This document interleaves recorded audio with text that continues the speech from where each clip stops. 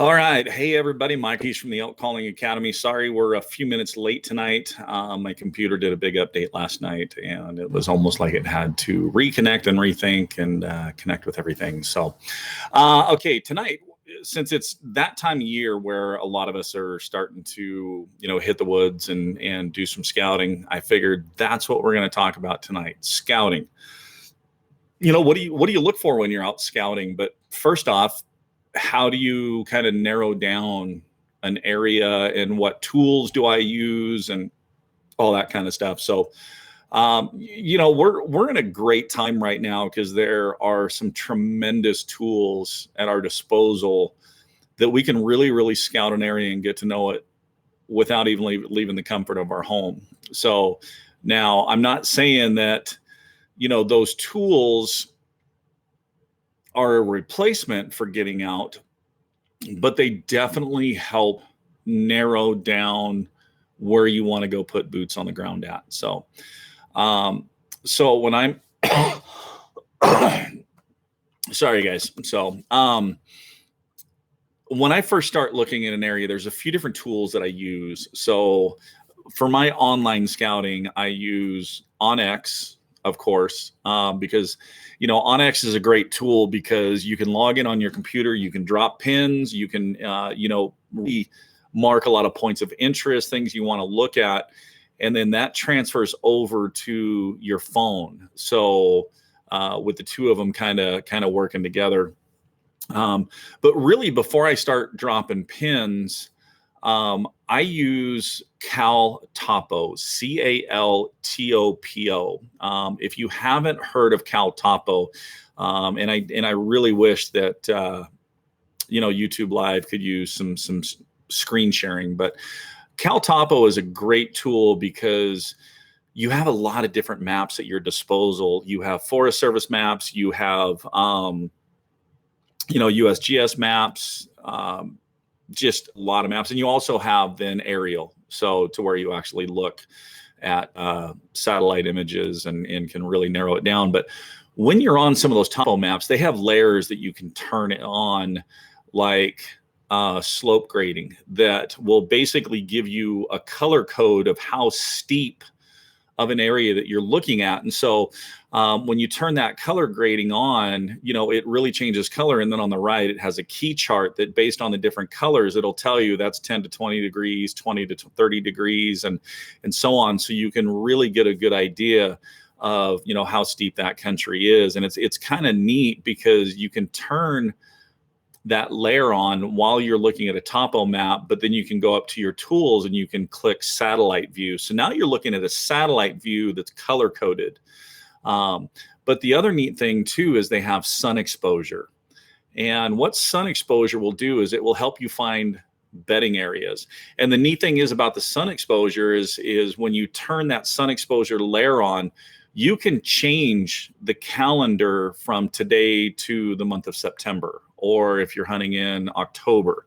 So that way you can really see how the sun's going to affect, that area that you want to go hunt. And so between that slope shading and then the sun exposure, you can really find some good dark timber bedding areas, and you haven't even left your home yet. And so, like I said, I'll start with CalTopo. I'll find those areas, and then I'll jump over to my Onyx maps on my computer and kind of put a square around it, put a box around it, shade it, and kind of mark it point of interest. But then I will also go to Google Earth Pro, zoom in, and then tilt so I can get that full, true three-dimensional, as if I'm standing in the canyon looking around and seeing, how tall everything is. And so those are the biggest tools that I use. Here in Idaho, we have another great tool that is on Idaho Fish and Game's website. It's the Idaho Hunt Planner. And again, it's a topo map, but you can turn on certain layers. You can turn on roads, hiking trails, campgrounds, burns, all kinds of information to really get at your disposal, so you can really dissect this area, that you're looking at. I try to find kind of those hidden gems, those hidden pockets that people are going to cruise right by, because a lot of people look for a deep canyon because they just want to go 8, 9 miles back in or 7 miles back in, and in reality, you can have some great areas within mile and a half to 2.5 miles down the trail. And the neat thing is a lot of people are just zooming right by that to get back deep in the canyon. But so e-scouting, those are the tools basically that I really use. So it's CalTopo, Google Earth Pro, onX Maps, and then the Idaho Hunt Planner. So the Idaho Hunt Planner, basically what I'm looking for is motorcycle trails, hiking trails, things that are going to get me back into areas that, want to easily access. But then two is, you can find closed roads and gated roads. I know a lot of states have trail maps that you can access, and road maps, that vehicle use maps. So that way you can find these seasonal roads that, may be open during the summer, but then they close during your hunting season. So, those are great to learn, because then as you're hunting around that area, you can learn access points to get animals out of, whether it be a hiking trail or a closed road that's gated or anything like that. So now, there's a few things I look for when I'm looking online. It's definitely good dark timber on northeastern facing slopes. That's typically bedding areas. Open ridges, open southern facing slopes, and then kind of some meadows and open areas down below. And then of course, water. So if I can find all that kind of in close proximity, that's an area that I'm going to highlight or draw a box around and mark point of interest. That's an area that I want to get into and get boots on the ground and really see it. So now, once I actually get out into the field, what I do a lot of times first is I'll navigate roads and kind of drive through this area. While I'm driving these roads, what I'm really looking for is trails coming off the side of the road and then going off the other side. I'm looking for trails that are being used, what kind of tracks are in there, give me an idea of the number of animals in there that are moving around, how close to the roads they are.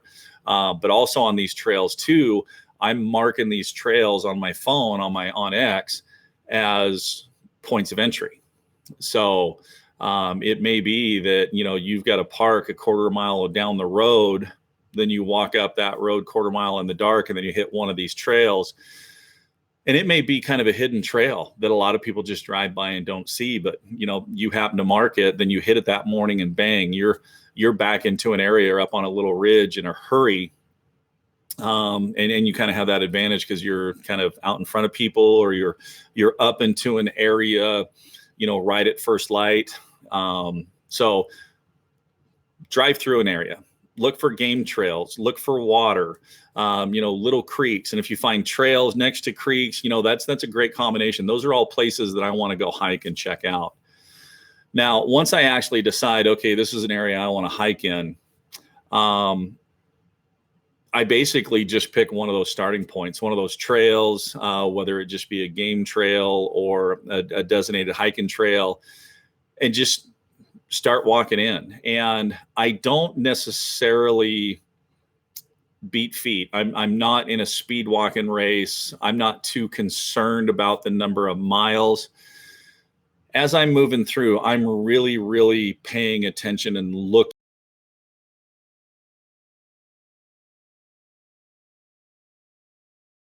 Do we have some fresh tracks? Do we have fresh sign, fresh pea spots, fresh dropping?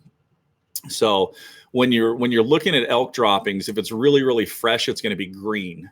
The longer it stays out there, it starts turning brown, and then eventually to, black and just crumble away. So if you find green, that is fresh elk droppings. So, but there's a few other things that I'm looking for too. Most people, when they go out scouting, they want to see animals. And trust me, I love seeing animals when I'm out scouting. It's great to see. But what I'm really looking for more is signs of rutting activity, rubs, wallows. Um, you know, and obviously the wallows aren't going to be active, but you can tell it's been, an old wallow. And the rubs, you can tell if it's last year's or the year before, if it's still, a little tan or if it's really turning gray. So those, if you see different shades of rubs, then that basically tells you that that's a spot that elk come back to year after year after year. Now, once I find kind of areas like that that have, rubs in them, have some fresh sign, have a couple of game trails that have fresh tracks on it, I can tell there's animals in the area, I'm going to go ahead and deploy a trail camera. Definitely try to find a travel corridor or a trail that I'll set that camera up on. And I just want to get an idea of what's in the area. Now, if you're only finding bulls, if you're high up on the mountain and all you're finding is bulls, what you've probably done is you've probably found a summer hangout for the bulls in bachelor groups or lone big bulls. A lot of times on camera, I'm looking for cows and calves more than I'm looking for bulls. Because if I find cows and calves hanging out in that area where these rubs, that exactly tells me where those elk are going to be during September. That's where they're going to be during the rut. So those bulls up high, come September or end of August, getting closer to the rut, they're gonna leave that high country and they're gonna come down to where the cows and calves are. So the bulls will always go to where the cows are. Now, you may see kind of some random bulls in with the cows. Those are typically younger bulls. Your bigger, more mature bulls will be off by themselves during the summer. So now that doesn't mean that, even though I hike this area, I set out trail cameras. When I'm looking on the map, I'm also looking for high elevation points that I can glass. So a lot of times what I do when I go out in the field is, get up a little bit before first light, eat breakfast, kind of, get ready for the day. And then that way I'm hiking right there at first light when there's usually a lot more animal activity, animal movement. Temperatures are cooler because, here we are knocking on the door of July. Temps are going to start pushing, mid 90s, upper 90s, 100 degrees. So it's going to be hot during that afternoon. You really don't want to be hiking around a whole lot during that time because, animals aren't moving. So really the last thing you want to do is really start bumping them out of their beds when it's that hot and really causing a lot of stress on them. So I kind of tend to stay out of those areas in, mid to late afternoon when the temps are really, really hot. But evening time, that's when I'll get up on these high vantage points and, find a good shade trees, get the binoculars out, get it set up on a tripod and just glass. And I'll sit there and glass until dark, just to kind of see what kind of, activity and what kind of movement. So now, once I have a trail camera in an area, I go about every 3 weeks and swap out the cards. I'm not one that walks into the camera, pulls the card, and then sits there and looks at it when I'm right there at the camera. So I've talked about this in the past. I have all my cameras marked. They're numbered. The memory cards that go with each of those are numbered. So all I have to do is walk in, do a quick switch, and then, I may walk up to an elevated position in that area and glass for a while before I decide to, come on back out. And then when I get back to camp during the hot part of the day, or while I'm sitting there scouting, I'll pop that card in and just kind of start looking through it. And I know exactly which camera it came from because, like I said, they're marked 1, 2, 3, 4, or 5. I have them marked on my OnX maps on my phone with the camera number and the year. So like right now I have 118, 218, 318, 418. Those are all set. They're marked. So that way when I'm looking at them, if I kind of start seeing some pictures, I can pull up that OnX, go to where that camera is, kind of pan out a little bit and kind of look at the surrounding area. And you'll also start to see travel times. Your camera will tell me travel times. which way they're, which way they're heading in the morning, which way they're heading in the evening. And so then based on that information, like I said, pull up that OnX, right where that camera is. Okay. They're, kind of heading northeast during the morning. Man, I'll bet you they're rolling around this point and bedding down over on this face over here.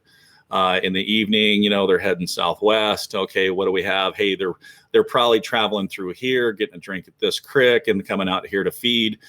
And so that gives you a lot of information right there. Their travel corridors, where they're bedding, where they're feeding. And so based on when you go in there to hunt, whether it's a morning hunt or an evening hunt, or you're planning on staying all day, exactly where to get in there to get on those elk as early as possible. You also know during midday when they're bedded down where you don't want to be and have your thermals blow up into them. So, but that's kind of in a nutshell, what I do for my scouting. Like I said, it's always great to see animals. In fact, I got up this past Saturday and did a quick loop to swap out card on a camera, and we hunted this draw or this area quite a bit last year, and I wanted to explore a new route into it to really keep thermals in our favor even more in the morning coming in, because we were kind of dropping into this thing about halfway, and I had a feeling that there was elk out on the tail end of it where it drops down into a really big canyon. And so I stayed low this Saturday and kind of went around the point. Man, I found a great bench that I didn't even know was there. Overlooks, the start of the little draw that we hunt in, and then also on down into the big draw. So really, really gives a lot of area to cover and scan. But the other neat thing is too, it would be a great place to sit there with binoculars and look at the other face across the other big canyon, because there's some trails that we have that accesses all that too. So, all right, guys. So coming up, Friday's video is going to be the 2018 Cow Call Challenge.